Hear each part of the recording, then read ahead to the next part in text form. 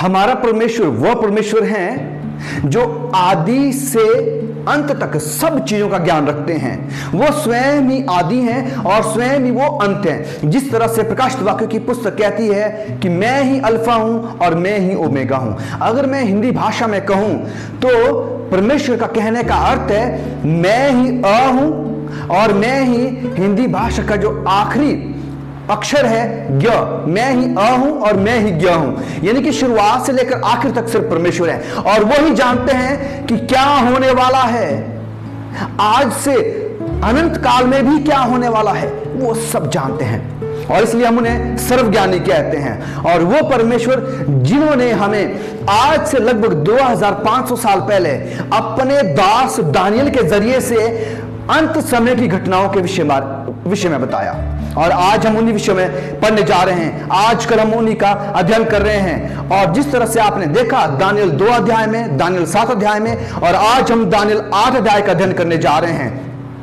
जिसका शीर्षक है पवित्र स्थान का शुद्धिकरण, अर्थात वो महान निराशा का दिन शायद आपके और मेरे लिए।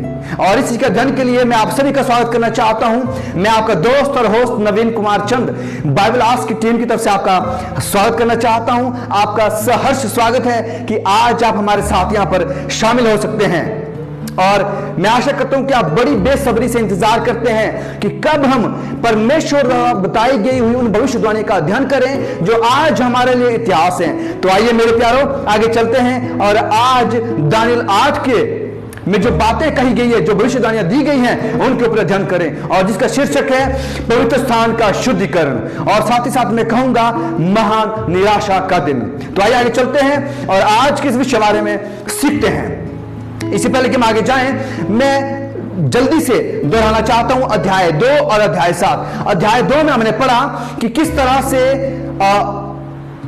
परमेश्वर ने नबूकदनेस्सर और दानियल को दोनों को अलग अलग स्वप्न दिखाए, लेकिन दोनों का मतलब एक ही था, दोनों का हल एक ही था। जैसे कि नबूकदनेस्सर और दानियल के स्वप्न में था सोना और सी, वो जो है बाबुल को दर्शाते थे, चांदी और रीछ वो जो मादा फारस को दर्शाते थे, पीतल और चीता वो जो यूनान को दर्शाते थे, लोहा और भयानक जंतु वो जो रोम को दर्शाते थे और साथ ही साथ लोहा और मिट्टी। और दानियल 7 का 10 सिंह वो जो है उन 10 विभाजित राज्यों को दिखाते थे। लेकिन दानियल 7 हमने कुछ आगे पढ़ा, वो जो हमने दानियल 2 में नहीं पढ़ा था और उसका अध्ययन हमने किया था कि उन 10 सिंहों में से एक छोटा सिंह निकलता है और वो छोटा सिंह क्या करता है, परमेश्वर के खिलाफ बोलता है, परमेश्वर की निंदा करता है और परमेश्वर के लोगों को 1260 दिनों तक क्या करता है, वो पीसता है, उन्हें चूर चूर करता है और उन्हें रौंदता हुआ चला जाता है।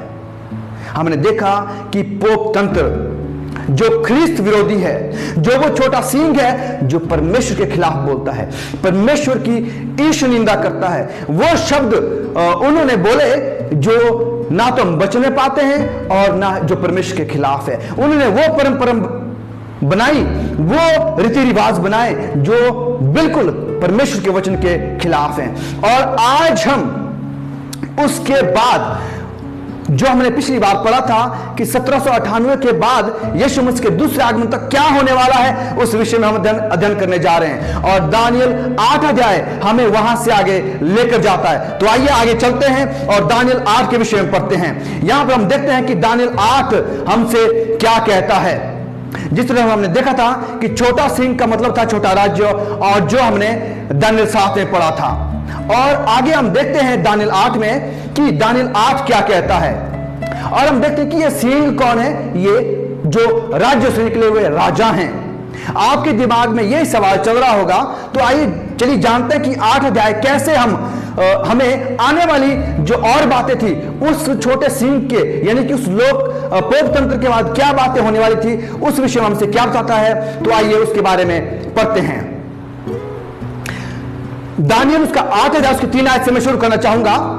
यहां पर लिखा गया है, फिर मैंने आंख उठाकर देखा कि उस नदी के सामने 2 सिंगों वाला एक मेढ़ा खड़ा है, उसके दोनों सिंग बड़े हैं परंतु उनमें से एक अधिक बड़ा है और जो बड़ा है वो दूसरे के बाद निकला। यह जब देखा दानियल ने तो हमने देखा कि वो जो बड़ा सिंह निकला नदी से, हमने 7 अध्याय में पढ़ा था, नदी या पानी का मतलब क्या है? उसका मतलब है लोग, या आबादी वाले क्षेत्र, या भीड़, या भाषा वाले लोग। तो जहां पर बहुत सारी भाषाएं या बहुत सारा भीड़ या आबादी के लोग हैं, वहां से जो क्या करता है, ये 2 सिंगों वाला मेढ़ा निकलता है। इसका क्या मतलब है, इसके विषय में आइए हम जानते हैं। तो परमेश्वर ने जब भविष्यवाणियां बताई तो उसका हल भी दिया, और उसका हल जो है दानियल उसका 8 अध्याय उसकी 4 आयत में है, जो हम आगे पढ़ते हैं। दानियल 8 की 4 में लिखा है, मैंने उस मेढ़े को देखा कि वो पश्चिम, उत्तर और दक्षिण की ओर क्या करता है, सींग मारता है, और कोई जंतु उसके सामने खड़ा नहीं रह पाता, और उसके हाथ से कोई किसी को बचा नहीं सकता, और वो अपनी इच्छा के अनुसार काम करके बढ़ता जाता है। ये उस मेढ़े के बारे में जिसके 2 बड़े बड़े सींग थे। चलिए जानते हैं, हमने पढ़ा कि कुंजियों का होना बहुत जरूरी है। तो हम जानते हैं कि सींग जो है वो राजाओं को दर्शाते हैं, और एक राजा एक राज्य के बिना नहीं हो सकता है। तो ये मेढ़ा किसको दर्शाता है, आइए जानते हैं। जब हम परमेश्वर के वचन में पढ़ते हैं, दानियल 8 की 3 हमने पढ़ा, और उसका जो हल है दानियल 8 की 3 और 4 का, वो जो हम दानियल 8 अध्याय की 20 आयत में उसका हल हम पाते हैं। आइए पढ़ते हैं, जो 2 सिंग वाला मेढ़ा तूने देखा, उसका अर्थ मादियों और फारसियों के राज्य से है। देखिए, तो वो किसका राज्य था? मादा और फारस का राज्य। और 2 अध्याय में किसने बताया था? जो चांदी की छाती और भुजाएं थी। और दानियल 7 में रीछ ने जो है क्या किया, मादा और फारस के विषय में बताया। और आगे चलते हम, मादा का राजा कौन था? दारा। 2 सिंह, उनमें से एक सिंह जो वो दारा को दर्शाता, और दूसरा सिंह जो वो किसको, राजा कुस्रू को, जो फारस का राजा था। हम देखते हैं मादा का जो राज्य था वो फारस के राज्य से शक्तिशाली था। पहले दारा का राज्य आया, और बाद में दारा के गुजर जाने के बाद राज्य जो वो कुस्रू राजा जो था, उसने जो है क्या कर दिया, आगे उस राज्य को चलाया। दानियल 8 की 20, मैं सोच ही रहा था, दानियल 8 की 20 में हमने हल देखा। तो अब हम आगे चलते हैं कि दानियल उसका 5 आयत क्या कहती है। मैं सोच ही रहा था, तो फिर मैंने क्या देखा कि एक बकरा पश्चिम दिशा से निकलकर सारी पृथ्वी के ऊपर ऐसा फिरा कि चलते समय भूमि पर पांव न छुआया, और उस बकरे की आंखों के बीच एक देखने योग्य सींग था। यहां भी सींग, यहां भी एक बकरा। क्या है ये? आपको मेरे लिए जानना बहुत जरूरी है, क्योंकि ये भविष्यवाणियां हैं, और वो जाकर हमारे लिए क्या बनेगी, इतिहास बनेगी। हमने 1844 के बारे में जानना है या नहीं जानना है? बिल्कुल जानना है हमें। तो हमें इसके साथ बना रहना पड़ेगा। हमें 2300 साल की भविष्यवाणी के बारे में पढ़ना है या नहीं पढ़ना है? जरूर। तो हमें इस अध्ययन के बारे में ध्यान से सुनना पड़ेगा। और यहां पर दानियल क्या देखता है कि जब वो सोच ही रहा था कि ये क्या है 2 सिंगों वाला मेढ़ा, उसके बाद वो क्या देखता है कि एक और बकरा निकलता है जो पश्चिम दिशा से निकलकर सारी पृथ्वी पर ऐसा फिरता है कि उसने जमीन पर पांव नहीं रखे। आगे चलते हैं, इसका क्या मतलब है? अगर आप दानियल उसका 8 अध्याय उसकी 21 आयत पढ़ें, तो वहां पर लिखा है, वो रोआर बकरा यूनान का राज्य है, और उसकी आंखों के बीच जो बड़ा सिंह निकला वो पहला राजा ठहरा। देखिए, यानी कि वो रोआर बकरा जो पश्चिम से निकला था वो क्या ठहरा? पहला राजा ठहरा। और आप जानते हैं कि ये बकरा किसको दर्शाता है? अगर आप 8 की किस जो हमने पढ़ी, यहां पर बताता कि वो यूनान का राज्य था। तो यूनान के राज्य का राजा कौन था? वो सिकंदर महान था, जो वो सिंह उसके माथे से निकला। अगर हम दानियल 8 अध्याय उसकी 6 और 7 आयतें पढ़े, तो वहां पर हम देखते हैं क्या लिखा गया है। वो उस 2 सींग वाले मेढ़े के पास जाकर, जिसको मैंने नदी के सामने खड़ा देखा, उस पर जलकर अपने पूरे बल से लपका। मैंने देखा कि वह मेढ़े के निकट आकर उस पर झुंझलाया, और मेढ़े को मारकर उसके दोनों सींगों को तोड़ दिया, और उसका सामना करने को मेढ़े का कुछ वश ना चला। तब बकरे ने उसको भूमि पर गिराकर रौंद डाला, और मेढ़े को उसके हाथ से छुड़ाने वाला कोई ना मिला। हम देखते हैं कि बकरा यूनान यानी कि सिकंदर महान के राज्य को दर्शाता है, और 2 सिंगों वाला मेढ़ा जो है मादर फारस को दर्शाता है। जब यूनान का राजा जो महान सिकंदर था, जब वो मादर फारस के राज्य को जब उसने जीत लिया, उन दोनों राजाओं को उसने कैद कर लिया, उन्हें जो है मार दिया, तो उसके बाद जो वो मादा और फारस का राज्य क्या हो गया, समाप्त हो गया। और उसके बाद यूनान का राज्य शुरू हुआ, जिसमें सिकंदर महान जो राजा था। आइए देखते हैं, कुछ इतिहास से पढ़ते हैं। Adam Clarks commentary on Daniel, पृष्ठ 597, 1823 और 24 में लिखी गई। तो इसमें लिखा गया है, अलेक्जेंडर की बात करते हुए वह कहते हैं, अध्ययन किया हुआ फारस और मादा, फारस साम्राज्य की राजधानी परसेपोलिस के शाही शहर को विनाश और जला दिया गया। कोई वश नहीं चला उस मेढे का उस बकरे के सामने, यानी कि मादा फारस का यूनान के राजा सिकंदर के सामने कोई भी वश नहीं चला। आगे कहता है, और यहां तक कि इसके खंडरों में यह वर्तमान के लिए दुनिया के आश्चर्यों में से एक है। आज तक वो कभी नहीं बस पाया। सिकंदर महान ने उसे ऐसा तहस नहस कर दिया, ऐसा विनाश कर दिया कि वो आज तक खंडर की तरह है। सिकंदर महान के साम्राज्यों ने पश्चिम में यूनान और मैसेडोनिया को कवर कर लिया और पूर्व में लगभग सिंधु नदी यानी कि भारतवर्ष तक, दक्षिण में सीरिया और फिलिस्तीन में मिस्र। देखिए इतना महान उसका राज्य था। अगर हम बाइबल पढ़ें तो वहां पर लिखा गया कि 127 प्रांतों का कूच देश से लेकर हिंदुस्तान तक जो उसका राज्य था। सिकंदर महान वो राजा था जिसके विषय में परमेश्वर ने पहले बता दिया कि एक महान राजा आएगा जो है सबसे महान राजा होगा। वो जो है इतने राज्यों पर राज्य करेगा, इतने राज्यों पर शासन करेगा जिसकी गिनती ना होगी। और आगे दानियल 8 की 8 कहते हैं, आगे जब हम पढ़ते हैं, तब बकरा अत्यंत बड़ाई मारने लगा। उसका क्या हो गया, राजा जो है महान बड़ाई करने लगा। बकरा यानी कि राज्य, वो यूनान का राज्य महान बड़ाई करने लगा। तब उसका बड़ा सिंह टूट गया, यानी कि सिकंदर महान जो वो गुजर गया। बड़ा सिंह क्या हो गया, टूट गया, अर्थात महान सिकंदर जो वो क्या हो गया, मर गया, उसकी मृत्यु हो गई। और उसकी संतति 4 देखने योग्य सिंह निकले जो चारों दिशाओं में बढ़े। यानी कि सिकंदर महान के बाद 4 से राजा उत्पन्न हुए जो कि थ्रेस और मैसेडोनिया, सीरिया और मिस्र की ओर जो वो बढ़ने लगे। वो 4 भागों में जो वो राजा बंट गए। और ये हम दानियल 8 की 22 में पाते हैं। यहां लिखा है, और वो सिंह जो टूट गया वो उसकी संतति जो 4 सिंह निकले। इसका अर्थ यह है कि उस जाति से 4 राज्य उदय होंगे, परंतु उनका बल पहले के सा ना होगा। यानी कि जो 4 राजा बाद में आए वो सिकंदर महान की तरह नहीं थे मेरे प्यारों। और दानियल उसका 8 की 9 आयत कहती है, फिर इनमें से एक छोटा सिंह और निकला जो दक्षिण, पूर्व और शिरोमणि देश की ओर बहुत बढ़ गया। ये छोटा सिंह क्या है, दानियल 7 में मैंने छोटा सिंह पढ़ा, यहां पर भी छोटा सिंह है। यह आखिरकार छोटा सिंह है कौन, जिसे बार बार परमेश्वर अपने दास दानियल के जरिए से बता रहा है। क्यों इसका इतना महत्व क्या है, क्यों इसके विषय में जानना इतना जरूरी है, आइए जानते हैं। दानियल 8 की 23 कहती है, इसका हल बताती है, और उन राज्यों के अंत समय में जब अपराधी पूरा बल पकड़ेंगे तब क्रूर दृष्टि वाला और पहेली बूझने वाला एक राजा उठेगा।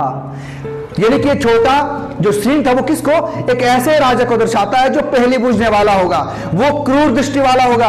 हमने साथ अध्याय में पढ़ा था कि क्रूर दृष्टि वाला राजा कौन था, वो साम्राज्य कौन था जिसने इतनी दुष्टता की, इतनी क्रूरता की, 50 मिलियन से ज्यादा लोगों को उस अंधकार युग में मार दिया। हर साल जब से वो अस्तित्व में आया उस समय से हर साल लगभग 40,000 लोगों को वो मारता चला गया। उन लोगों को जो परमेश्वर के वचन के साथ रहे, जो परमेश्वर के वचन के लिए स्थिर रहे और उनकी झूठी शिक्षाओं के खिलाफ हुए। ये छोटा सिंह झूठी शिक्षाओं को लेकर चलता है, ये छोटा सिंह परमेश्वर के खिलाफ बोलता है। इस छोटे सिंह ने और क्या किया, आइए आगे जानते हैं। दानियल 7 में हमने इसके बारे में अच्छी तरह से पढ़ा कि यह बहुत बाकियों से बहुत ही भयानक था। और क्या कहता है दानियल 8 उसका 10 और 11 क्या कहती है, वो स्वर्ग की सेना तक बढ़ गया। वो छोटा सिंह कहां तक बढ़ गया, स्वर्ग की सेना तक बढ़ गया, और उसमें और तारों में से कितनों को भी भूमि पर गिरा दिया और रौंद डाला।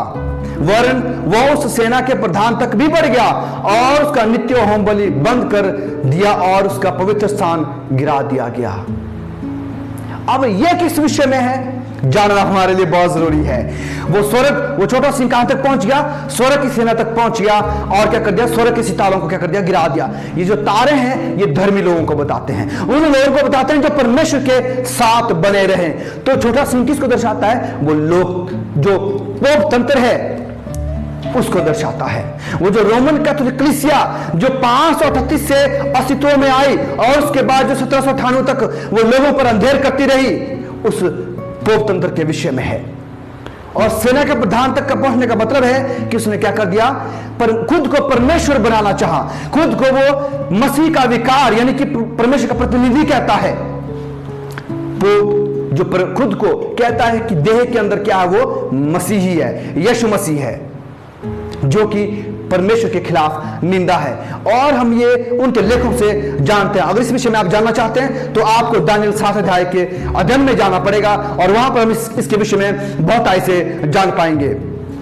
और इसके बाद जब हम पढ़ते हैं आगे, जब पढ़ते हैं कि वो होम बलि बंद कर देगा, वो पवित्र स्थान को गिरा देगा, इसके विषय में क्या? आइए जानते हैं। 12 और 13 पढ़ते हैं, उसके बाद हम इसके विषय में जानेंगे। और लोगों के अपराध के कारण नित्य होम बलि के साथ सेना भी उसके हाथ में कर दी जाएगी। और उस सिंह ने सच्चाई को मिट्टी में मिला दिया और वो काम करते करते सफल हो गया। यानी कि जो बातें उसने सोची थी वो सब कर दी। उसने व्यवस्था और समय को बदलना चाहा, उसने बदला। उसने परमेश्वर के पवित्र लोगों को रोंदना चाहा, उसने 1260 दिनों तक क्या कर दिया? रौंदा। मेरे प्यारो, झूठी शिक्षा। आज बहुत सारे लोग उस छोटे सिंह ने जो प्रणाली तैयार की है उसमें बने हुए हैं। तो हमें उससे बाहर निकलना बहुत जरूरी है। वो झूठी शिक्षाएं हैं, वो ईश निंदा करते हैं, उस प्रणाली से हमें बाहर निकलना है, क्योंकि हम परमेश्वर से बहुत प्रेम करते हैं। और 13 आयत कहती है, तब मैंने एक पवित्र जन को बोलते सुना, फिर एक और पवित्र जन ने उस पहले बोलने वाले अपराध के विषय में जो कुछ दर्शन देखा गया वह कब तक फलता रहेगा? अर्थात पवित्र स्थान और सेना दोनों का रौंदा जाना कब तक होता रहेगा? यह सवाल जब दानियल से किया गया, दानियल ने किया, तब उसके मन में एक भय सा पैदा हुआ कि यह कब तक होता रहेगा, कैसे मैं इसके विषय में जानूंगा, कहां मुझे इसके विषय में पता चलेगा। जब यह बात, इसका क्या अर्थ है?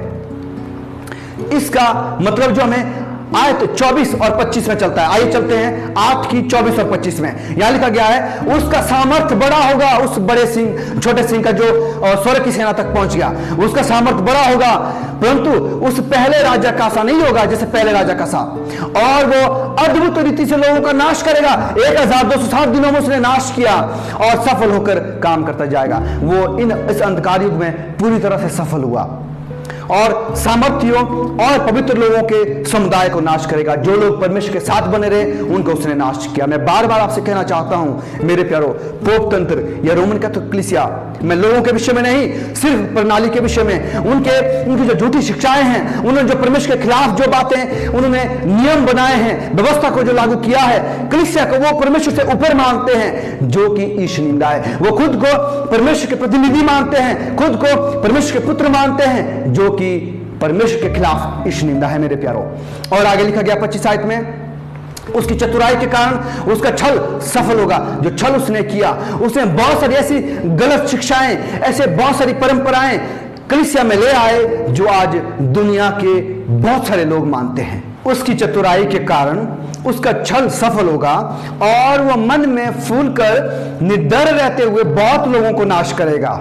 वह सब हाकिमों के हाकिम के विरुद्ध भी खड़ा होगा, परंतु अंत को वह किसी के हाथ से बिना मार खाए टूट जाएगा। और यह बात 1798 में हुई, जब नेपोलियन बोनापार्ट के जनरल बर्थियर ने पोप को बंदी बनाया। उस समय क्या हो गया? पोप के हाथों से जो राजनीतिक शासन था वो चला गया और धीरे धीरे उसके बाद जो वो धार्मिक शासन में आगे बढ़ा। तो ये छोटा सिंह, जिसे पोप तंत्र के नाम से जाना जाता है या फिर ख्रीस्त विरोधी के नाम से जाना जाता है, वो पोप तंत्र है। तो आइए आगे चलते हैं और 8 की 13 में कुछ खास बात हम यहां पर पाते हैं। यहां लिखा गया है, तब मैंने एक पवित्र जन को बोलते सुना, फिर एक और पवित्र जन ने उस पहले बोलने वाले अपराध के विषय में जो कुछ दर्शन देखा गया वह कब तक फलता रहेगा? यहां पर जो एक सवाल किया गया था कि ये सब बातें, ये रौंदा जाना या फिर उसका प्रधान तक पहुंच जाना, ये सब बातें कब तक होगी, कब तक सताया जाएगा, कब तक ये अंधकार का समय चलता रहेगा, कहते कब तक ये होता रहेगा। ये सवाल जब उससे किया गया तो तब वो कहता है, अर्थात पवित्र स्थान और सेना दोनों का रौंदा जाना कब तक होता रहेगा। और जब हम आगे चलते हैं इस सवाल के विषय में, तो दानियल 8:14 में हम एक खास बात पाते हैं। दानियल 8:14 कहती है, और उसने मुझसे कहा, जब तक सांझ और सवेरा 2300 बार ना हो तब तक वह होता रहेगा, वह पवित्र स्थान, तब पवित्र स्थान शुद्ध किया जाएगा। यह एक ऐसी बात है जिसको पढ़ते हुए एक व्यक्ति ने समय निकाला, और उसके विषय में आगे पढ़ेंगे। वो समय निकाला जो एक महान निराशा का दिन कहा गया। इसके बारे में क्या है, आइए जानते हैं इस विषय के बारे में, इस आयत के विषय में के बारे में जानते हैं, जिसमें कहा गया कि जब तक सांझ और सवेरा 2300 बार ना हो तब तक होता रहेगा। उसके बाद क्या किया जाएगा, पवित्र स्थान शुद्ध किया जाएगा। यहां पर हमारे पास एक समय है, हम इस समय के विषय में जो भविष्यवाणी है, इसे समय की भविष्यवाणी भी कहते हैं। बहुत सारे धर्म के शास्त्रों में आपको भविष्यवाणियां मिलेगी, लेकिन परमेश्वर के वचन में आपको सटीक समय की भविष्यवाणियां मिलेगी। बहुत सारे लोगों ने भविष्यवाणियां की है, बहुत सारे लोगों ने आने वाली बातों को बताया है, उनकी बातें पूरी हुई या नहीं हुई, कब हुई नहीं जानते, लेकिन परमेश्वर के वचन में जो भविष्यवाणियां मिलती है वो ठीक उसी समय पूरी हुई जब परमेश्वर ने उन्हें बताया था। क्योंकि गलातियों उसका 4:4 कहती है, जब समय पूरा हुआ, इसका मतलब है परमेश्वर ने हर एक चीज के लिए एक समय ठहराया है, तो भविष्यवाणी का भी एक समय है। तो आइए इसके बारे में जानते हैं। सांझ और सवेरा मिलकर एक दिन बनाते हैं, यानी कि दिन और रात दोनों क्या होते हैं, एक दिन बनाते हैं, जिसका अर्थ है कि 2300 दिन होंगे, यानी कि सांझ और सवेरा 2300 बार, यानी कि जिसका अर्थ है 2300 दिन। यह किस विषय की भविष्यवाणी है? ऐसा प्रतीत होता है कि सब कुछ समय से बाहर ही है। सही बात है, हमें लग रहा है कि शायद समय से बाहर है, पर आइए जानते हैं इस विषय में क्या है। यहां पर फिर से हम कुंजियों की जरूरत है, कुंजियों का इस्तेमाल करना बहुत जरूरी है मेरे प्यारों। तो आइए उन कुंजियों के विषय में जानते हैं। अगर आप गिनती 14 की 34 से पढ़े, जो हमने 7 अध्याय में पढ़ा कि एक दिन एक वर्ष का जो सिद्धांत यहां पर लागू किया जाता है, जो परमेश्वर के वचन में गिनती 14 की 34 और यहेजकेल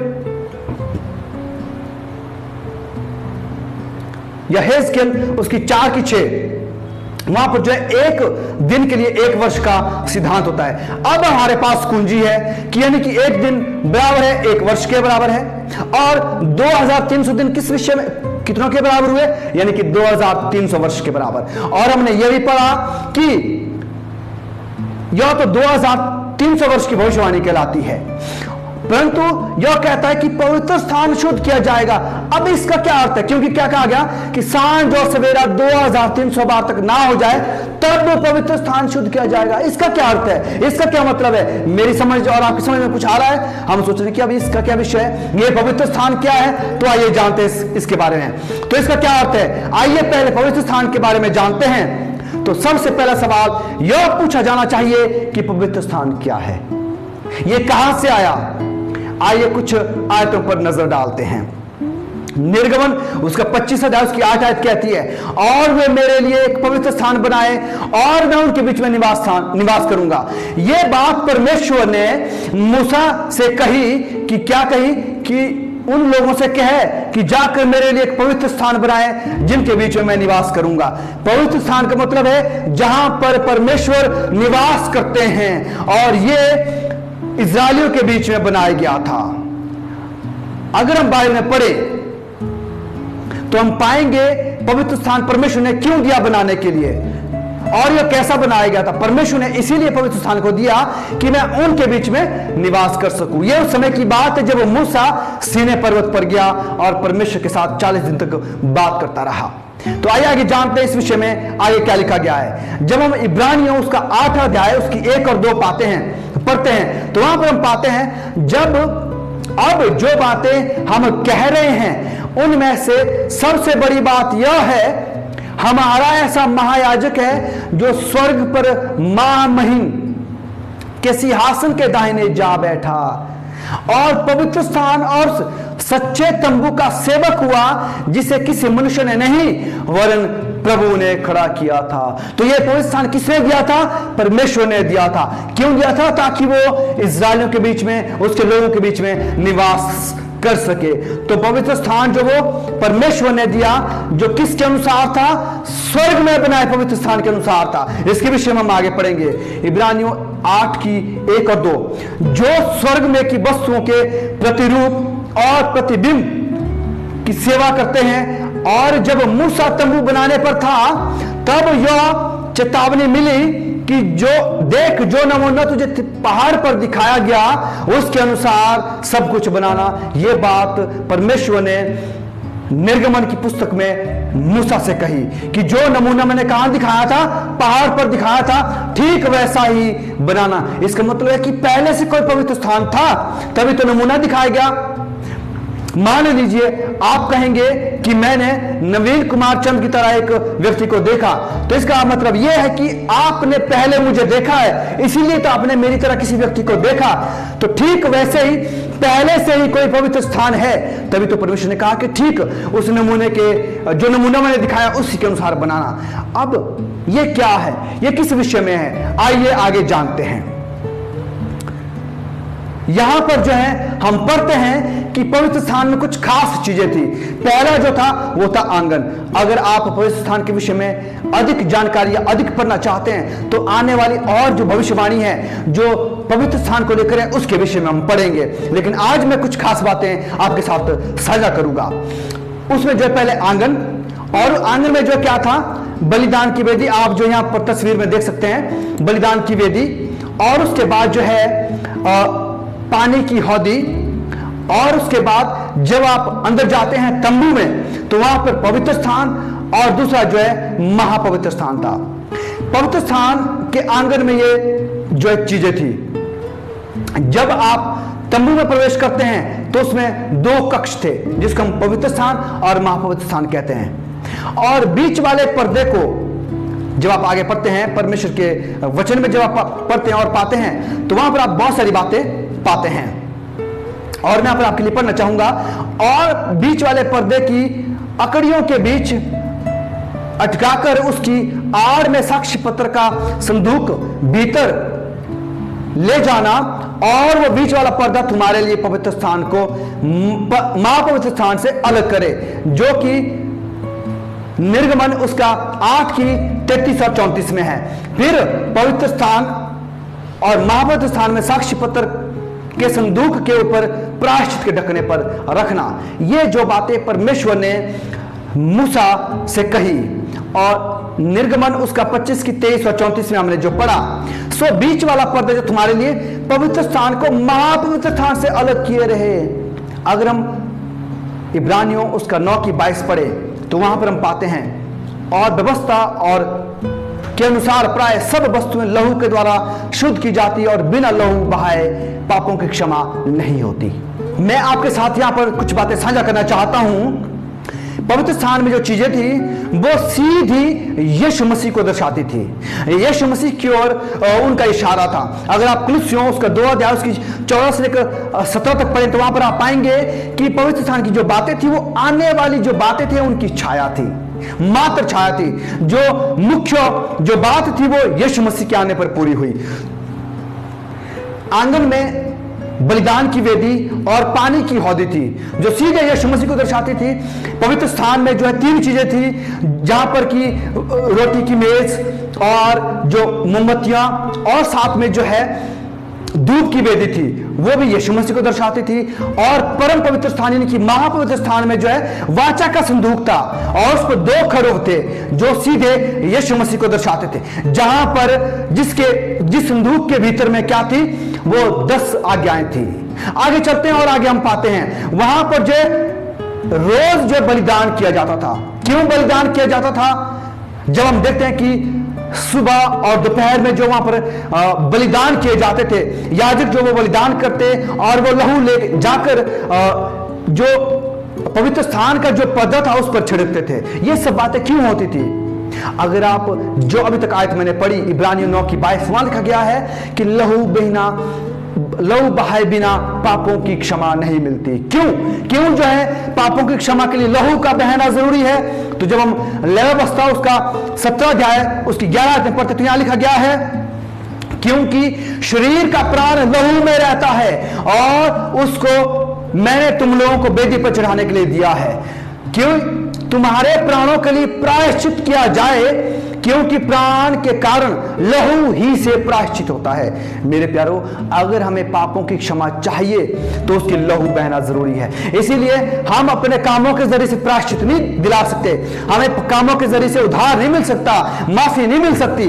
हम चाहे जितने भी अच्छे काम काज कर लें, जितने भी कर्म कर लें, उसके जरिए से हमें माफी नहीं मिल सकती। हमें सिर्फ और सिर्फ यीशु के लहू के जरिए से माफी मिलती है।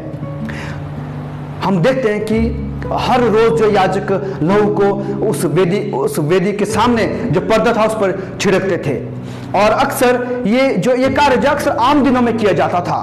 महायाजक लहू को लेकर सिर्फ पवित्र स्थान तक ही जाता था, परंतु वर्ष में एक दिन ऐसा था जब महायाजक महापवित्र स्थान में प्रवेश करते थे। वो ऐसा क्या दिन था? क्यों सिर्फ पूरी साल में एक ही दिन? लेकिन पवित्र स्थान तक जो है याजक और महायाजक हर समय यानी कि हर दिन वो आते थे, लेकिन महापवित्र स्थान में सिर्फ एक ही दिन क्यों? ऐसी क्या खास बात थी? ऐसी क्या योजना या फिर ऐसी क्या प्रणाली बनाई गई थी कि साल में सिर्फ एक ही दिन जाना होता था? आइए इस विषय में जानते हैं। इसे जिस दिन वो जाते थे उस दिन को प्रायश्चित का दिन कहा जाता था। इंग्लिश में द डे ऑफ अटॉर्नमेंट कहा जाता था, हिंदी में प्रायश्चित का दिन हम उसे कहते हैं। प्रायश्चित के दिन क्या होता था? पवित्र स्थान में क्या किया जाता था उस दिन प्रायश्चित के दिन? और पवित्र स्थान को इकट्ठे हुए पापों से शुद्ध किया जाता था। अगर आप लेवावस्था उसके 17 अध्याय या उसकी 16 अध्याय में पढ़ें, 16 अध्याय की 8 और 20 से 22 और 23 की 28 से 29 में पढ़ें तो आप पाएंगे कि प्रायश्चित के दिन क्या किया जाता था। मेरे प्यारों, मैं आपके सामने बताना चाहूंगा कि उस दिन क्या किया जाता था। प्रायश्चित के दिन सभी लोगों को, जितने भी इस्राएली लोग थे, उन सभी को वो एक ही दिन था, उन्हें पवित्र स्थान के सामने इकट्ठा होना होता था। पवित्र स्थान के सामने जब वो इकट्ठा होते तो महायाजक जो वो 2 बकरे लेता था, एक बकरा जो परमेश्वर के लिए और दूसरा बकरा जो अजाजेल यानी कि जो शैतान को दर्शाता था। 2 बकरे वो लेते थे। उनमें से वो जो है एक बकरे पर जो हाथ रखते, जो परमेश्वर का बकरा था उस पर वो हाथ रखते और उसे बलि किया जाता, और उस बलि किए हुए लहू को लेकर महायाजक परम पवित्र स्थान में जाता और वेदी के सामने उसे छिड़क देता। लेकिन जो दूसरा बकरा था उसे जो है वैसे ही जंगल में छोड़ दिया जाता, जहां पर वो जंगली जानवरों द्वारा शिकार किया जाता। तो ये प्रायश्चित का दिन था। वो एक जो बलि का बकरा था, जो बकरा था जो परमेश्वर का था, वो अकेले ही पूरे जो इस्राएली लोग थे उनके लिए पापों का प्रायश्चित करता था। और ठीक वैसे ही यीशु मसीह ने आकर मेरे लिए, पूरी जगत के लिए, पूरी दुनिया के लिए प्रायश्चित का बलिदान दिया उस क्रूस पर। कितनी महान बात है। और उस समय क्या होता था? उस दिन, उस प्रायश्चित दिन में जितने भी वहां पर लहू जो पूरे साल में छिड़क जाता था उसे शुद्ध किया जाता था। तो यह खास दिन था, यह खास नियम था उस समय के लिए, जो इस दुनिया के जो पवित्र स्थान था, जो इस पवित्र स्थान की संरचना थी उसमें किया जाता था। तो हमें मालूम हो गया कि पवित्र स्थान को शुद्ध करने का क्या मतलब है। इसका मतलब है कि वहां से सब जो पूरे साल में इकट्ठे किए हुए पाप हैं उनको बाहर ले जाना। अब फिर से मैं दानियेल 8:14 में जाना चाहूंगा।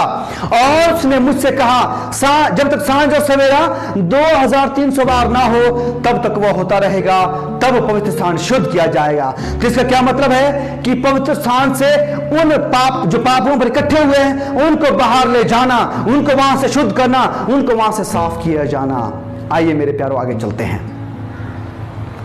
और इस बिंदु की शुरुआत कहां से होती है, इसके विषय में जानना बहुत जरूरी है। तो आइए जानते हैं जो 2300 साल इसमें क्या होना था, यह किस विषय में थी। यह भविष्यवाणी यह पवित्र स्थान को शुद्ध करने के विषय में थी। इसकी शुरुआत अगर का बिंदु अगर हम देखें, तो अगर हम उसे जानना है तो हमें दानियल उसका 9 अध्याय उसकी 24 से 27 में हमें जाना होगा। वहां पर हम पढ़ पाएंगे कि यह किस विषय में है। या हम यहां पर 2 भविष्यवाणी को एक साथ सीखेंगे। कितनी? 2 भविष्यवाणी को सीखेंगे। एक 2300 वर्ष की भविष्यवाणी और दूसरी 490 वर्ष की भविष्यवाणी को हम सीखेंगे। आइए आगे चलते हैं। और दूसरी जो भविष्यवाणी है उसे 70 सप्ताह यानी कि 490 वर्ष की भविष्यवाणी भी कहा जाता है।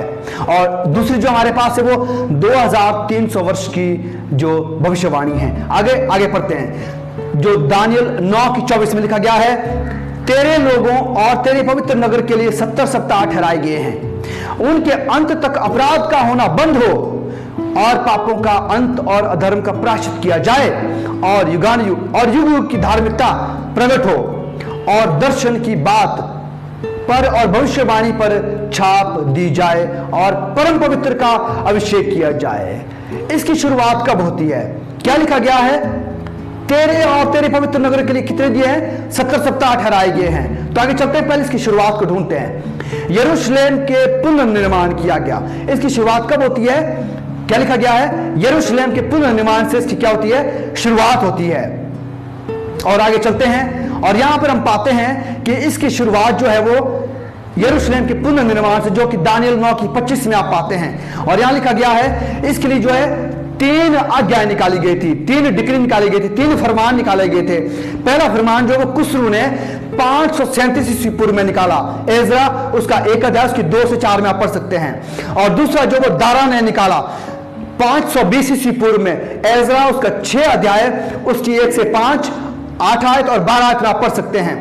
और तीसरा जो है अर्थक्षेत्र ने निकाला, जो कि 457 ईस्वी पूर्व में निकाला, जिसे एजरा 7 अध्याय उसकी 11 से 20 तक हम पाते हैं। इन 3 आज्ञाओं को, इन 3 फरमानों को निकाला गया, लेकिन 2 फरमानों ने काम नहीं किया। तीसरे फरमान ने क्यों काम किया? क्योंकि वो एक डेथ डिग्री यानी कि मृत्यु के फरमान की तरह थी। अर्थात कि जो कोई इस फरमान की उल्लंघन करेगा उसे मृत्यु दंड दिया जाएगा। तो यह शुरुआत जो वो 457 BC से होती है। क्यों? क्योंकि परमेश्वर ने कहा कि तेरे शहर को फिर से बसाने की आज्ञा निकलने से लेकर, तो यरूशलेम को बसाने की आज्ञा कब निकली थी? 457 ईस्वी में, जब अर्थक्षेत्र ने निकाली थी। तो मेरे प्यारों, आइए इसकी गणना करते हैं। शुरुआत जो वो 457 ईस्वी पूर्व में हुई, तो कितने 7 सप्ताह दिए गए थे उस नगर को फिर से बसाने के लिए। तो 7 सप्ताह, एक सप्ताह में कितने दिन होते हैं? 7 दिन होते हैं। तो 7 सप्ताह, 7 गुना 7 49 दिन। एक दिन एक वर्ष जो सिद्धांत हमने पढ़ा, तो 49 दिन जो 49 वर्ष के बराबर। तो 457 में उन्होंने बनाना शुरू किया नगर को फिर से। यह मंदिर के विषय में नहीं, नगर के विषय में बात की जा रही है। तो नगर को फिर से बसाना शुरू किया और 408 में बनकर वो पूरा हुआ। और उसके बाद क्या कहता है, जब आप पढ़ेंगे 25 आयत में, सो यो जान और समझ कि यरूशलेम के फिर बसाने की आज्ञा से निकलने से लेकर, जो हमने अभी तक पढ़ा, लेकर अभिषिक्त प्रधान के समय तक 7 सप्ताह बीतेंगे। उसके बाद फिर 62 सप्ताहों के बीतने पर, उसके बाद कितने सप्ताह बीतने थे? 62 सप्ताहों के बीतने पर चौक और खाई समेत वह नगर कष्ट के समय में फिर बसाया जाएगा। तो 62 सप्ताह हम कहां पर जाते हैं? जब हम देखते हैं परमेश्वर के वचन, जब हम पढ़ते हैं, तो वह जो हमें 408 ईस्वी पूर्व से लेकर 27 ईस्वी में लेकर जाता है। यानी कि 408 ईस्वी पूर्व से लेकर सन 27 ईस्वी में लेकर जाता है।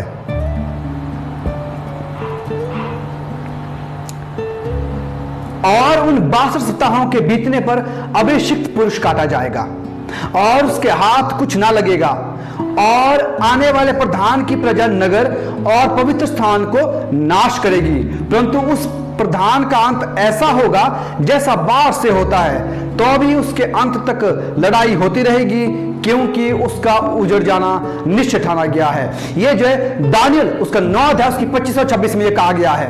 और जब हम देखते हैं यहां पर 408 के बाद 62 सप्ताह या 62 वर्ष जो है कहां जाते हैं, वो जो 427 ईस्वी में पहुंचते हैं, यानी कि सन 27 ईस्वी में। सन 27 ईस्वी में क्या हुआ था? यीशु मसीह का बपतिस्मा हुआ था। क्योंकि क्या लिखा गया है कि अभिषिक्त प्रधान के समय तक, कब तक? अभिषिक्त प्रधान। तो वो अभिषिक्त प्रधान कौन है? वो यीशु मसीह है। ये वो भविष्यवाणी है जिसमें यीशु मसीह के जन्म, उसकी बपतिस्मा और उसकी मृत्यु का सटीक समय बताया गया है इस भविष्यवाणी में। याद रखें, जो 490 साल की भविष्यवाणी परमेश्वर ने दी थी, वो यीशु मसीह के जन्म, मृत्यु और उनकी जो मृत्यु के विषय में था, वो सटीक भविष्यवाणी उसके विषय में दी गई थी। और हम देखते हैं आगे क्या लिखा गया। अगर हम 27 आयत में अगर हम पढ़ें तो यहां पर, अब आप सोच रहे होंगे कि इस व्यक्ति को गणित भी नहीं आती। क्यों जी मेरे प्रियो, मैंने कोई गलत हिसाब नहीं लगाया यहां पर। क्यों?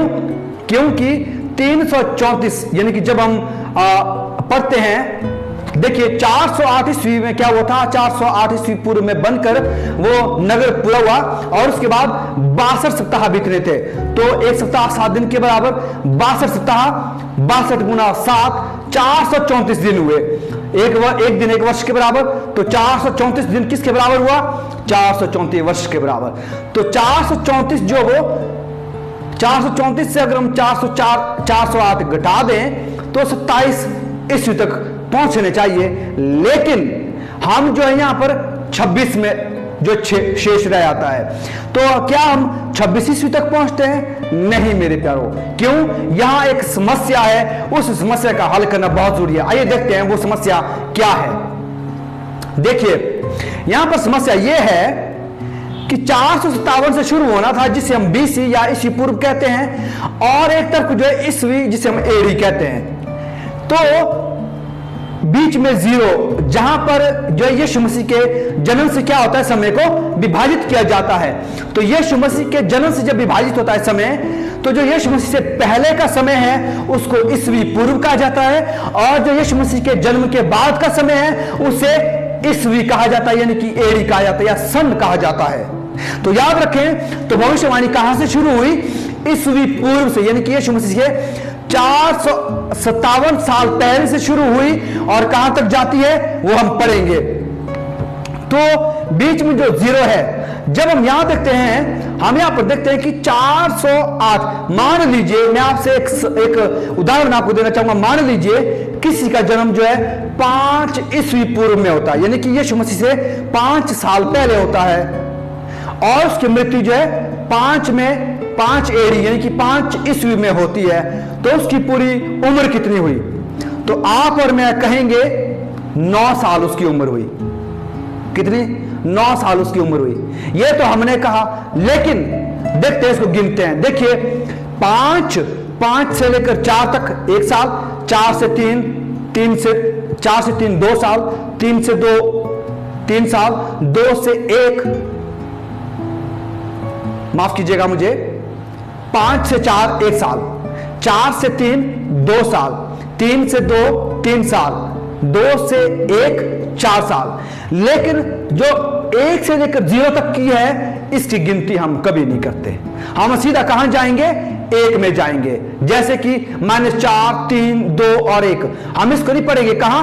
हम 0 की गिनती नहीं करते। तो वो साल जो हमसे क्या हो जाता है? छूट जाता है। तो वो साल हमें भविष्यवाणी में, जो भविष्यवाणियां ईस्वी पूर्व से लेकर ईस्वी में होती है, उसमें वो 1 साल हमें जोड़ना पड़ता है।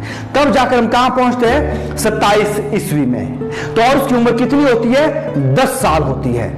कितनी उम्र होती है? 10 साल। आप गिनकर देख लीजिए, 5 से लेकर, यानी कि 5 ईस्वी पूर्व से लेकर 5 ईस्वी तक, यानी कि 5 शताब्दी सन तक का जब आप पढ़ेंगे तो उसकी उम्र जो है वो 10 साल की होगी मेरे प्यारों। आइए चलते हैं आगे। यही बात जो है जब सन 27 में हम पहुंचते हैं, वो जो 1 साल -1 से 0 का जो साल हमसे छूट जाता है, वो हमें ऐड करना पड़ता है। क्यों? क्योंकि हम 0 को गिनती में नहीं गिनते, जबकि वो भी 1 साल है। आइए आगे चलते हैं। 2300 भविष्यवाणी में 27 में लिखा, 27 आयत में 9 की 27, दानियल 9 की 27 में कहा गया है, और वो प्रधान 1 सप्ताह के लिए बहुतों के संग दृढ़ वाचा बांधेगा, बहुतों के साथ एक अच्छा संबंध बनाएगा, परंतु आधे सप्ताह के बीतने पर वो क्या हो जाएगा? मेल बलि और अन्न बलि को बंद कर देगा। जिसका अर्थ है कि वो बलिदान की जो प्रणाली है उसको बंद कर देगा, जो मेमनों का बल, जो उनका बलि चढ़ानी थी उसको बंद कर देगा। क्यों? क्योंकि इसी बीच में वो खुद की बलि उसकी हो जाएगी। और 27 से लेकर एक सप्ताह काल तक 34 एडी तक पहुंचता है, यानी कि 7 साल। एक सप्ताह में 7 दिन, 7 दिन एक दिन 1 वर्ष के बराबर, तो 7 दिन 7 वर्ष के बराबर होते हैं। तो इसी बीच में 31 ईस्वी में क्या होता है, यीशु मसीह को सूली चढ़ाया जाता है, जो कि सप्ताह का बीच में है, यानी कि 7 सालों के बीच में है। तो 31 एडी में क्या हो जाता है, आप चित्र में देख सकते हैं। तो 31 एडी में क्या होता है, यीशु मसीह को सूली पर चढ़ाया जाता है। लेकिन ये भविष्यवाणी तो 34 एडी की थी। तो 34 एडी में क्या होता है, 34 एडी में क्या होता है कि 34 ईस्वी में क्या हुआ था, क्योंकि यह उनके लिए अंत था। क्या था? इस्राएली लोगों के लिए अंत था। यहां पर एक राष्ट्र होने के नाते उनके लिए भविष्यवाणी थी। प्रेरितों के काम 7:59 में यहां पर क्या किया गया है, और वे स्तिफनुस को पत्रवाह करते रहे और वह यह कहकर प्रार्थना करता रहा कि हे प्रभु यीशु, मेरी आत्मा को ग्रहण कर।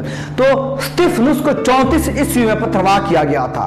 यह उनके लिए आखिरी समय था। उन्होंने जब स्तिफनुस क्या करा था, यीशु मसीह का सुसमाचार सुना रहा था, तो उन्होंने पथरवाह कर दिया। उन्होंने सुसमाचार को नकार दिया, उन्होंने यीशु मसीह को नकार दिया, उन्होंने यीशु मसीह को सूली पर चढ़ा दिया। उन्होंने उस अनंत जो सुसमाचार था उसको स्वीकार नहीं किया मेरे प्यारो। और वहां पर यहूदी या इस्राएलियों के लिए वो आखिरी समय था परमेश्वर का अपनी निजी कौम के लिए। उसके जो अपने निजी जो लोग थे वो 34 एडी में समाप्त हो गए, और वहां से जो सुसमाचार था वो यहूदियों या इस्राएलियों में ना रहकर अन्य जातियों के लिए चला गया। उसके बाद चेलों ने, प्रेरितों ने, उन्होंने सुसमाचार को अन्य जातियों में फैलाना शुरू किया, यानी कि जो आप और मैं हैं, जो यहूदी या इस्राएली ना होकर दूसरे लोगों तक जो है सुसमाचार पहुंचा। और ये स्तिफनुस को पथरवाह करने के बाद हुआ। आइए आगे चलते हैं, आगे इसके विषय में क्या कहा गया है। तो जब हम, ये थी 490 वर्ष की भविष्यवाणी, जो 457 से शुरू होती है और 34 एडी तक पहुंचती है। लेकिन जो 2300 वर्ष की भविष्यवाणी है वो भी 457 ईस्वी से शुरू होती है, इसी पूर्व से शुरू होती है, और 1844 एडी तक, यानी कि 1844 ईस्वी तक पहुंचती है। वहां पर क्या होता है, और ठीक हमारे पास यहां पर भी 1843 एडी आता है। तो एक साल हमें वो जो जीरो का जो एक साल है वो हमें इसमें जोड़ना पड़ता है, जिससे हमारे पास 1844 आता है। 1844 में ऐसा क्या हुआ था, ये तारीख हमारे पास क्यों है, आइए जानते हैं। हमने यहां पता लगा दिया कि 2300 दिन हमें कहां तक लेकर जाते हैं, वो सन 1844 तक लेकर जाते हैं। यह आयत क्या कहती है, यहां पर क्या है, आयत को हम फिर से पढ़ते हैं। यहां क्या लिखा गया है, दानियेल 18:14 में, और उसने मुझसे कहा कि जब तक सांझ और सवेरा 2300 बार तक ना हो जाए तब तक होता रहेगा, तब पवित्र स्थान शुद्ध किया जाएगा। यानी कि तब पवित्र स्थान क्या किया जाएगा, शुद्ध किया जाएगा। तो हमें संसारिक पवित्र स्थान की सेवकाई से पहले पढ़ा कि वर्ष में एक दिन ऐसा होता था जब महायाजक क्या करता था, वो महापवित्र स्थान में जाता था, और जो पवित्र स्थान में इकट्ठे ये पाप है, लहू है, उससे उसको क्या किया जाता था, शुद्ध किया जाता था। तो 1844 में क्या हुआ था, यह जानना आपके मेरे लिए बहुत जरूरी है। जी बिल्कुल, इसका क्या मतलब है, अगर हम इब्रानियों 9 की 23 और 24 में पढ़े, इब्रानियों 9 अध्याय की 23 और 24 में पढ़े, यहां लिखा गया है, इसीलिए अवश्य है कि स्वर्ग में की वस्तुओं के प्रतिरूप इनके द्वारा शुद्ध किए जाएं, और स्वर्ग में की वस्तुएं आप इनसे उत्तम बलिदानों के द्वारा, क्योंकि मसीह ने उस हाथ के बनाए हुए पवित्र स्थान में, जो सच्चे पवित्र स्थान का नमूना है, प्रवेश नहीं किया। यानी कि संसारिक पवित्र स्थान की बात नहीं की जा रही है, यह स्वर्गीय पवित्र स्थान की बात की जा रही है। इसका मतलब है स्वर्ग में हूबहू वैसा ही पवित्र स्थान है जैसा इस दुनिया में हमारे, यानी कि मूसा और इस्राएलियों के लिए दिया गया था। तभी तो कहा गया कि जैसा नमूना तुझे दिखाया गया है वैसा बनाना। तो स्वर्ग में प्रवेश किया। तो यीशु मसीह क्या है, वो हमारा महायाजक है, उन्होंने स्वर्ग में पवित्र स्थान किया। पर जब हम पढ़ते हैं इतिहास में, तो विलियम मिलर ने जब बाइबल को पढ़ा तो उन्होंने पाया कि दानियेल 8:14 कुछ खास बात कहती है। उन्होंने जानना शुरू किया, और बहुत कुछ जानने के बाद जब उन्होंने पढ़ा कि 22 अक्टूबर 1844 में जो है यीशु मसीह का दूसरा आगमन है, वो इस दुनिया के पवित्र स्थान को शुद्ध करने आ रहे हैं। और उन्होंने इंतजार किया। बहुत सारे लोगों ने सब कुछ बेच दिया और 22 अक्टूबर 1844 तक का इंतजार करते रहे। यीशु मसीह उस दिन नहीं आए, इसीलिए इसे महान निराशा का दिन कहा जाता है। लोगों का जो विश्वास था वो यीशु मसीह पर से उठ गया कि यीशु मसीह उस दिन नहीं आए। उन्होंने मसीहत को छोड़ दिया। जो मिलर का जो आंदोलन था उन्होंने उसको क्या कर दिया, उससे दूर हो गए, उन्होंने उसे झूठा बताया। लेकिन मेरे प्यारों, क्यों इसे एक महान निराशा का दिन कहा गया 22 अक्टूबर 1844 को? उस दिन यीशु मसीह नहीं आए, जबकि सबने कहा कि यीशु मसीह का आना उस दिन तय है। पर उनसे गलती हो गई। क्या गलती हो गई? कि उस दिन यीशु मसीह इस दुनिया के पवित्र स्थान को शुद्ध करने आ रहे हैं। पर वो इस दुनिया के पवित्र स्थान को शुद्ध करने नहीं, पर जो स्वर्गीय पवित्र स्थान है, उन्होंने वहां के महापवित्र स्थान में क्या किया? उन्होंने प्रवेश किया। क्या किया? उन्होंने वहां के महान पवित्र स्थान में प्रवेश किया, जो उसे शुद्ध करना था। क्योंकि कैसे शुद्ध करना था? आइए पढ़ते हैं। मेरे प्यारों, शुद्ध करने का मतलब है न्याय करना। यीशु हमारा महायाजक है और हमारे लिए क्या किया? परमेश्वर के सामने वकालत करता है, एक मध्यस्थता वो करता है, पर हमारे लिए उन्होंने वकालत शुरू कर दी। हिराम हेडसन कहते हैं, जब आप पढ़ेंगे इस पर हिराम एडसन द्वारा, हमने शुरू किया और एक बड़े क्षेत्र से गुजरते समय मुझे मैदान के मध्य मार्ग के लगभग में रोका गया। स्वर्ग मेरे सामने से खुलना सा दिखा और मैंने स्पष्ट रूप से देखा कि हमारे इस धरती पर आने के बजाय 7वें महीने के 10वें दिन 2300 दिनों के अंत में महायाजक के रूप में स्वर्गीय पवित्र स्थान में गए। उसने पहली बार उस दिन उस पवित्र स्थान के दूसरे कक्ष में प्रवेश किया। ये हिराम एडसन ने क्या किया? दर्शन देखा और उसने सबसे पवित्र स्थान में प्रदर्शन करने के लिए काम किया। पृथ्वी पर आने से पहले F D. Nichol the midnight cry 558 पृष्ठ पर यह बात कही गई है। आपका और मेरा न्याय आदम से शुरू हो चुका है। मेरे प्यारों, हिराम एडसन ने देखा कि यीशु मसीह इस दुनिया के पवित्र स्थान को शुद्ध करने नहीं, परंतु स्वर्गीय पवित्र स्थान के जो दूसरा कक्ष महापवित्र स्थान है, उन्होंने उसमें प्रवेश किया और वहां पर उन्होंने क्या किया? आपके और मेरे लिए न्याय का काम करना शुरू किया। अब आप कहेंगे कि न्याय तो जब यीशु मसीह का दूसरा आगमन तब होगा। मेरे प्यारों, हमें जानना बहुत जरूरी है, दो तरह का न्याय होता है। पहला, जांच पड़ताल का न्याय, जिसे हम कहते हैं इन्वेस्टिगेट जजमेंट, जिसमें हम छानबीन करते हैं, जिसमें हम क्या सही है क्या गलत है उन सब चीजों के बारे में पता लगाते हैं। पर दूसरा जो है कार्यकारी न्याय होता है, जिसमें दंड या क्या किया जाता है? प्रतिफल दिया जाता है। अगर आपका जो जांच पड़ताल में छानबीन में अगर आप दोषी पाए जाते हैं तो आपको दंड दिया जाएगा। अगर आप दोषी नहीं ठहराए जाते हैं तो उसका प्रतिफल आपको दिया जाएगा।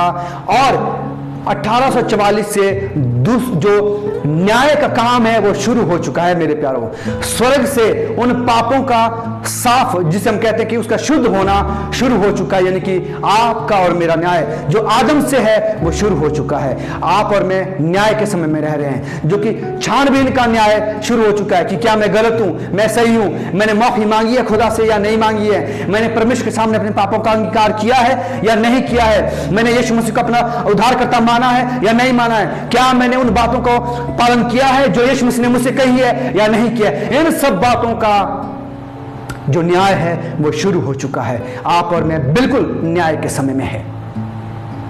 जब यीशु मसीह दूसरे आगमन पर आते हैं तो वो प्रतिफल लेकर आते हैं। कहां पर हमें पता चलता है? जब हम प्रकाशित वाक्य उसका 22 अध्याय उसकी 12 आयत पढ़ते हैं, देख मैं शीघ्र आने वाला हूं और हर एक के काम के अनुसार बदला देने के लिए प्रतिफल मेरे पास है। अच्छा प्रतिफल या बुरा प्रतिफल, जैसे उनके काम होंगे वैसा प्रतिफल मिलेगा। उस टाइम यीशु मसीह सिर्फ आपको मेरे लिए प्रतिफल देने के लिए आ रहे हैं, दंड या प्रतिफल देने के लिए आ रहे हैं। मेरे प्यारों, तो 22 अक्टूबर 1844 में यीशु मसीह का दूसरा आगमन नहीं, पर न्याय शुरू हुआ है। मेरे प्यारों, अगर आप इस पर अधिक जानकारी चाहते हैं तो मैं चाहता हूं कि आप जरूर कमेंट पर कमेंट करें और हमसे कांटेक्ट करें, ताकि हम आप तक इस की जो अधिक जानकारी है उसको लेकर आ सकें। इससे जो और जुड़ी बातें हैं वो हम आपको बता सकें। मेरे प्यारों, यीशु मसीह दूसरे आगमन में सिर्फ रिवॉर्ड यानी कि प्रतिफल लेकर आ रहे हैं। जो बुरे हैं, जो दुष्ट हैं, उनको दंड, और जो अच्छे हैं, जो यीशु मसीह के साथ रहे, जो धर्मी हैं, उन्हें जो है प्रतिफल लेकर आ रहे हैं।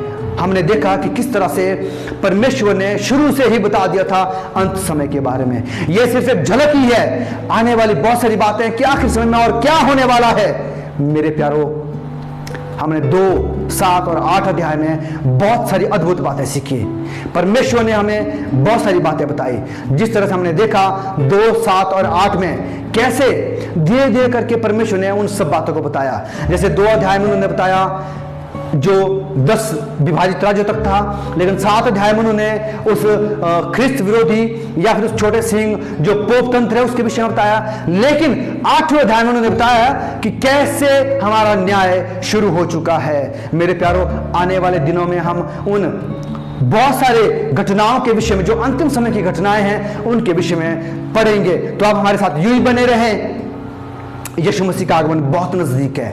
यीशु मसीह आपको मुझको लेने आने वाले हैं। मेरे प्यारो, हम गलत शिक्षा का शिकार ना बने, हम गलत प्रणाली में ना चले, पर उन वचनों के अनुसार चले जो यीशु मसीह ने आपको और मुझे बताए हैं। जो बातें इस पवित्र वचन में हैं, सिर्फ और सिर्फ उन्हीं को माने। वो बातें जो परमेश्वर ने भविष्यवाणी में पाई हैं, उनके जरिए से परमेश्वर पर और अधिक विश्वास हम बढ़ाएं। इस वचन को पढ़ते जाएं, इसका अध्ययन करें, क्योंकि हर एक बात हम इस वचन में पाते हैं। मेरे प्यारो, जरूरी है कि हम इस पर अपना विश्वास रखें। 22 अक्टूबर 1844 से आपका और मेरा न्याय, जिसको आदम से शुरू किया गया है, हो चुका है।